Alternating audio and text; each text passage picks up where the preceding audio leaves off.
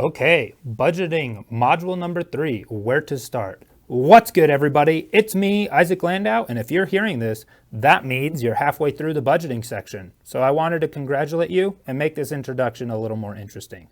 So with that, let's get on into it. Now this should look very familiar to you by now. We have already talked about it, that this is a simple budget worksheet. And we've briefly talked about total income and total expenses. However, I would like us to think of this total actual income as all income and this total expenses as all expenses.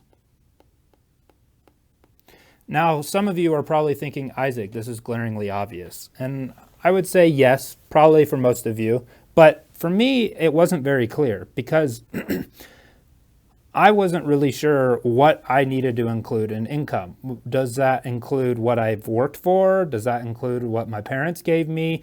I'm not entirely sure. So humans are lazy. We don't like to account for everything all the time. So that should give us a little bit of insight as to why I like to think of this as all income and all expenses. And this will make more sense as I move on through the next couple of slides. So calculating income. Basically, we have two types of income here. We have our gross income and our net income, or neat income. That's a joke, gross versus neat. Anyway, it's nice to think of this sometimes as gross income is what we earn, and net income is what we get paid. So for our first contestant, we have Jane Smith. Now Jane Smith works at a rate of $15 an hour. She works 40 hours a week, so that's 80 hours bi-weekly. Now, why bi-weekly? Because that's the most common pay period. So if we multiply those two together, we get $1,200. This is an example of her gross income. However, because Jane lives in the state of Utah and is an American citizen, she has to pay Utah income tax, Social Security, federal income tax, and Medicare. And these are all taxes and deductions, which come out of her paycheck, which leaves us with a net pay of $931.61. And so that's what, in this case, Jane has to work with. Now, her sister, on the other hand, works a job where it's not hourly, but it's salary.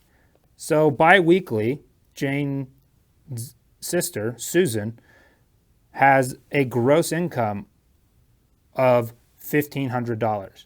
Now, this gross income is based off of an annual salary of $39,000.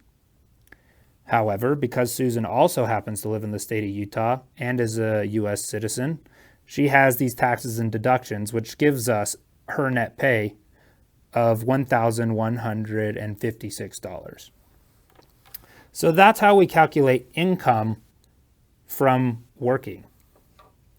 However, remember how I mentioned all income at the beginning? What about gifts?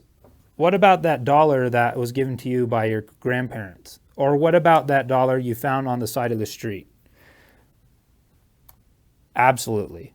Now, for some of you, you might be thinking that doesn't make a lot of sense. However, in order for you to have an efficient and robust budget, you have to account for everything you've come into contact with.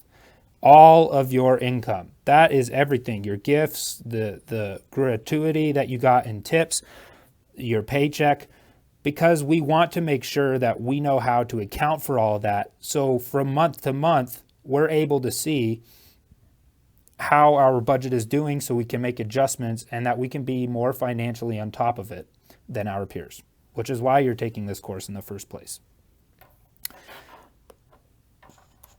So I've already talked about we'll make sure we track all of our expenses.